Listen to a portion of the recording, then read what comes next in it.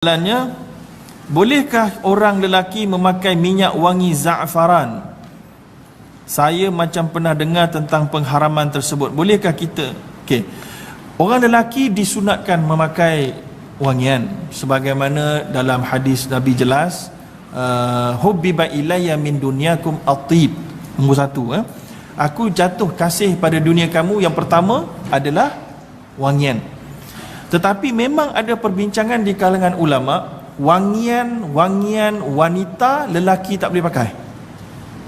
Jadi za'faran ini mungkin kalau dia adalah wangian yang khas untuk wanita, yang bila pakai tu bau dia macam bau perempuan, yang terkenal sebagai bauan perempuan, maka lelaki tak boleh pakai. Maka itu pandangan yang lebih selamat dibincangkan oleh para ulama. Jadi za'faran ini saya tak pasti, dia mungkin diadun jadi bauan lelaki atau bauan wanita. Jadi ada yang menegah, ataupun paling tidak pun makruh lelaki memakai bauan wanita. Yang kedua, bolehkah kita namakan Allah dengan nama selain disebut dalam nas? Umpamanya orang seni menganggap Camellia adalah Allah, tapi dia letakkan nama orang yang disayangi supaya lebih sayang, lebih rasa sayang dan terasa. Oh, ini tak patut. Kerana apa? Kerana tak ada sesiapa yang boleh menunaikan hak Allah kecuali apa yang Allah namakan dirinya. Maka bila nama Allah yang paling bagus adalah Allah, sebab itulah kita sebut Alhamdulillahi Rabbil Alamin. Kita tak sebut Alhamdulillahirrahman, Alhamdulillahqahhar. Padahal boleh. Itu semua nama-nama Allah, betul tak? Alhamdulillatif, Alhamdulillah apa, macam-macam. Tapi Allah itu adalah merangkumi semua asma'ullahul husna.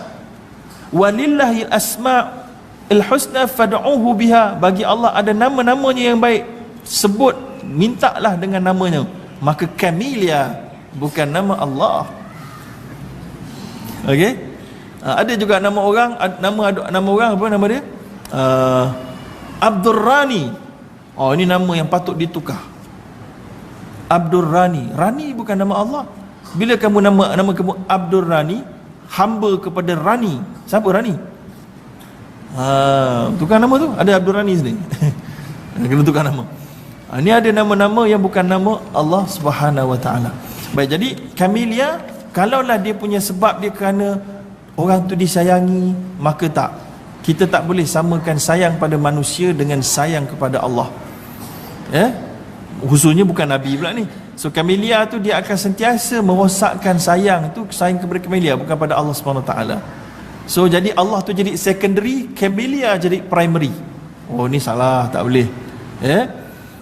Ada orang kata boleh tak pakai nama Allah Yahweh? Yahweh adalah Allah bagi orang Yahudi. So kita panggillah Yahweh.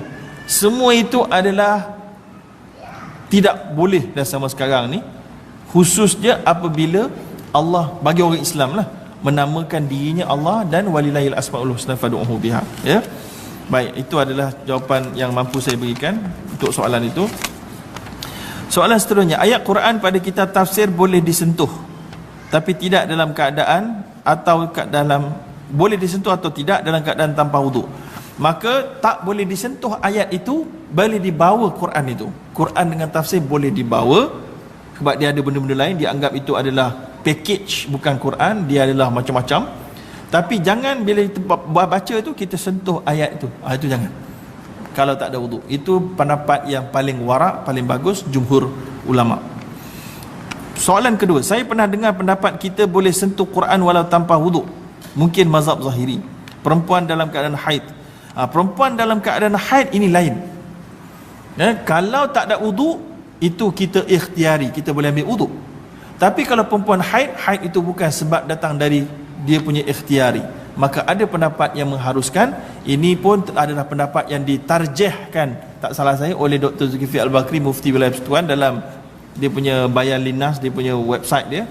Tuan-tuan boleh bacalah perbincangan ulama tentang wanita haid membaca Al-Quran, bukan baca Quran, yang membaca Al-Quran dan menyentuh Al-Quran, ataupun menyentuh tak boleh, membaca itu lebih banyak pendapat yang mengatakan boleh membaca, tapi bukan menyentuh, membaca dengan tidak memegang.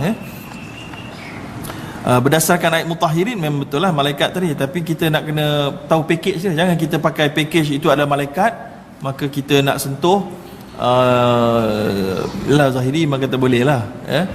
Tapi untuk perempuan haid dan tanpa wuduk, kalau tak ada wuduk kita masih boleh ambil wuduk. Perempuan haid ambil wuduk pun tak ada banyak erti kepada wuduknya apabila haid itu tetap dianggap janabah ya. Baik, jadi ini adalah saya kira boleh tuan-tuan rujuk lanjut, sebab perbincangan tentang perempuan haid sentuh Quran ni dia panjang lebar. Baca Quran sentuh ni tak boleh lah, majoriti jumhurnya baca tu yang perbincangan panjang lebar. Sentuh zahiri memang boleh, tapi kita rasa pendapat tu pendapat yang marjuh, iaitu tidak kuat.